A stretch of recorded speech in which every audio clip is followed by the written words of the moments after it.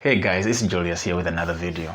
First I want to say happy holidays and also remind you to stay safe during this time of the year. We are so close to beating this virus, so it's not time yet to give up. And since we are going into 2021, we also need to plan for the future, especially when it comes to our finances. Because most times the hardest thing about saving money is just getting started. And once you start, it becomes easier. So in this video, we are going to take a look at a step-by-step guide on how to save money and develop a simple and realistic strategy so you can save for all your short and long-term savings goals. But before we jump into the video, please make sure you smash the like button and subscribe to the channel for more videos like this in the future. Now that you are done, let's jump into the video.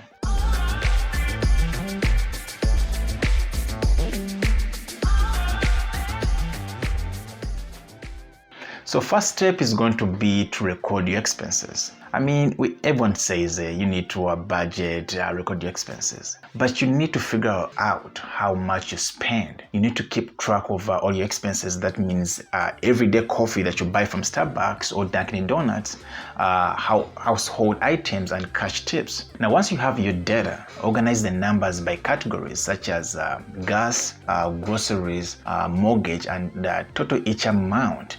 Use your credit card and bank statements to make sure you're accurate and don't leave out anything. You can look for a free spending track that can help you get started. Now, choosing a digital program or app can help automate some of this work. Most banks really offer this kind of help.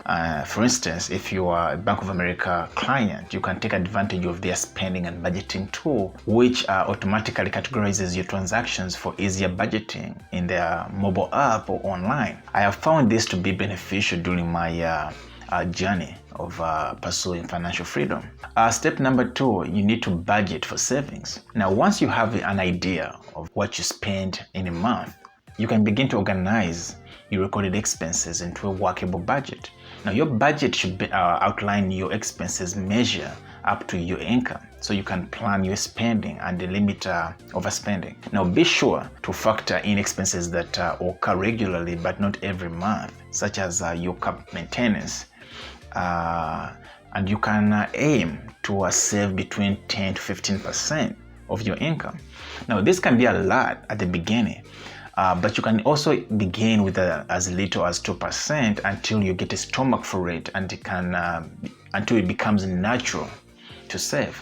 Step number 3, you need to find ways to cut back on your spending. Now, if your expenses are so high that you can't save as much as you'd like, it may be time to cut back. You need to identify non-essentials that you can spend less on, such as entertainment and dining out. Now, look for ways to save on your fixed monthly expenses also. For instance, television and your cell phone too. One of the ways that I have been able to limit my spending is using resources such as community event listing to find free or low-cost events to reduce entertainment spending. Now, canceling subscriptions and memberships I don't use, especially if they renew automatically. I have also committed to eating out once a month, or not even eating out at all, and also finding out places that I can afford. So another thing that you can do when tempted by non-essential purchases is waiting a few days, because I've realized sometimes you may be tempted at the moment because you want to buy something but you don't need it, but after a few days you may lose interest in it, or you can be able to afford it.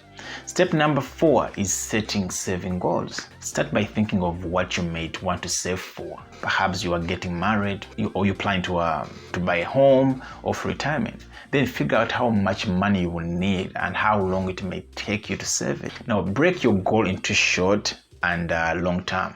Short term meaning that's 1 to 3 years.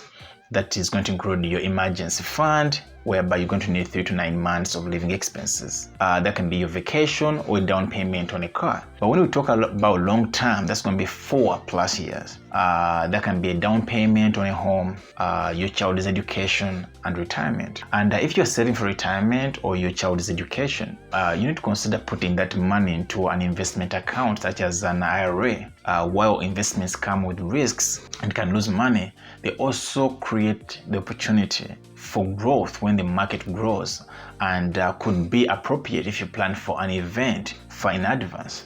Step number 5 is deciding on your priorities. Now, this is very important because sometimes we confuse our needs and our wants. So after your expenses and income, your goals are likely to have the biggest impact on how you allocate your savings. You need to be sure to remember long-term goals because it's important that planning for retirement doesn't take a back seat to shorter-term needs. Now, this quote by Warren Buffett always works for me, where he says you need to save before you spend rather than saving after spending. You need to learn how to prioritize your saving goals so you have a clear idea of where to start saving. Now, for example, if you know you are going to need to replace your car, you need to start saving now. You need to put some money aside now instead of waiting until the day you're going to buy the car. Step number 6, you need to pick the right tools. What do I mean by this? Now, if you are saving for short-term goals, you can consider using accounts like your savings account. You can use your certificate of deposit or CDs, which locks in your money for a fixed period of time at a rate that is typically higher than a savings account. But for long-term goals, you need to consider putting your money in retirement accounts like IRAs, which are tax-efficient savings account. You can also put your money in securities such as stocks or mutual funds. Now, these investment products are available through investment accounts with a broker-dealer.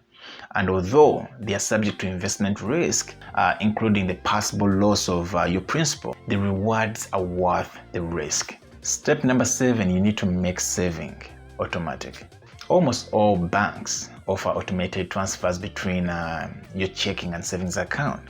What you can do is you can choose when and how much and where to transfer money, or even split your direct deposit, so a portion of every paycheck goes directly into your savings.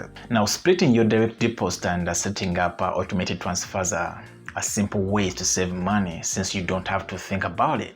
And it generally reduces the temptation to spend the money instead. Lastly, you need to track your money. Now, you need to review your budget and check your progress every month. Not only will this help you to stick to your personal savings plan, but it also helps you identify and fix problems quickly. Understanding how to save money may even inspire you to find ways to save money even more and reach your goals faster. Now, I hope this video benefits you as we go into 2021. And if you're ready to join the journey, don't forget to subscribe to the channel so we can achieve the financial freedom together. Thank you again for the support. See you in my next video.